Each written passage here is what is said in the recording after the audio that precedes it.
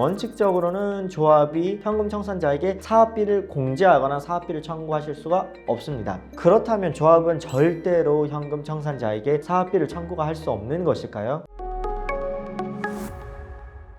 안녕하세요. 저는 건평법률사무소 김건우 변호사입니다. 저는 대한변호사협회에 등록된 재개발, 재건축, 그리고 부동산 전문 변호사입니다. 그리고 최근에는 서울특별시 강북구청의 신청사 건립사업단 TF의 기금운용심의위원회 위원으로 위촉되기도 하였습니다. 네, 오늘은 재건축조합이 현금 청산자인 제게 매매대금을 주기는 주되 지금까지 투입된 사업비를 어느 정도 공제하고 매매대금을 주겠다, 즉 사업비를 청구하고 있습니다. 이런 경우에 현금 청산자에게 사업비를 청구할 수 있는지 관련해서 문의가 들어와서 이에 관하여 답변을 드려보고자 합니다. 원칙적으로는 조합이 현금 청산자에게 사업비를 공제하거나 사업비를 청구하실 수가 없습니다. 재건축조합에서 현금 청산 대상자는 조합원 지위를 상실하기 때문에 더 이상 조합은 도시정비법상의 부가금을 부과할 수 없게 되는 것입니다. 오늘의 주제는 조합과 현금 청산자 모두에게 유익한 정보이기 때문에 조합 임원뿐만 아니라 현금 청산자 분들께서도 조금 집중하고 봐주셨으면 좋겠습니다.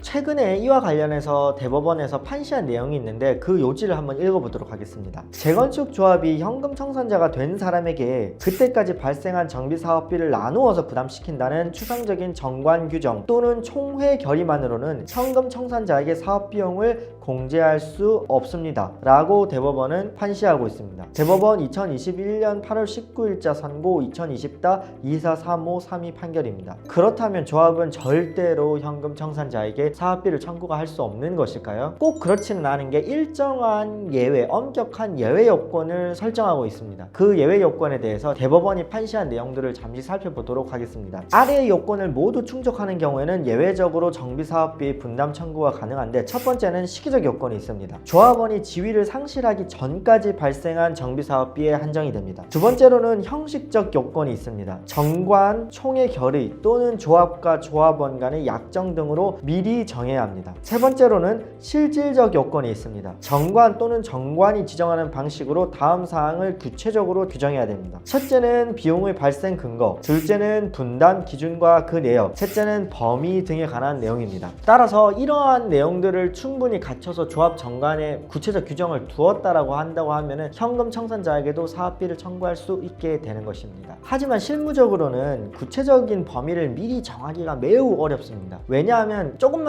생각해 보시면 아실 수 있는 게, 사업비라는 것이 사실은 토지 등 소유자의 입장에서는 추후에 토지 등 소유자가 돌려받게 되는 수익적인 의미의 비용이 됩니다. 왜냐하면은 어느 정도 종전주택을 조합에 내놓고 결국에는 그걸로 아파트를 짓고 한 거기 때문에 나중에 그 조합 사업에 참여를 해서 아파트를 받게 된다라고 하면은 그거는 아파트를 받게 되는 사람이 누릴 수 있는 이득에 해당되는 겁니다. 하지만 어떤 토지 등 소유자는 그게 싫고 나는 이 사업이 싫어서 매매대금, 현금 청산금을 받고 나갈래라고 하는 사람이라고 한다면 그 아파트는 결국에 일반 분양자의 몫이 되는 건데, 추후에 조합은 일반 분양자에게 분양대금에 녹여서 사업비를 결국에 다 회수를 하게 됩니다. 그렇기 때문에 지금 당장 그 토지 등 소유자가 현금 청산자가 돼서 나간다라고 하더라도 그 사람에게 사업비를 청구하면은 이번에도 사업비를 청구하고, 그때는 또 그때 가서 새롭게 들어오시는 분이 있다라고 해서 새롭게 들어오시는 분한테 또 사업비를 청구하면 어찌 보면 이중으로 청구하는 부분이 되기 때문에, 이런 부분들을 만약에 현금 청산자에게 부득이 사업비를 청구를 하셔야겠다라고 한다고 하면은 누구한테 이득이 되고, 현금 청산자는 그 중에서 어느 부분을 떼서 어느 부분만 현금 청산을 할 거고, 즉 현금 청산자에게 사업비를 청구하려고 한다고 하면 아파트에 투입되는 비용 외적인 부분만을 청구를 해야 되는데, 왜냐하면 아까 전에 말씀드렸다시피 아파트에 투입되는 비용은 결국에 그 아파트 입주하는 사람들이 그 비용 부담을 하게 될 것이기 때문에, 이를 현금 청산자에게 부담을 시키게 되면은 조합은 이중이득을 하게 되는 셈이 됩니다. 따라서 아파트에 투입되는 비용을 제하고 순수한 비용만을 현금 청산자에게 부담을 시켜야 되는데, 그 부분을 수치화시키기는 굉장히 어려운 부분이 있습니다.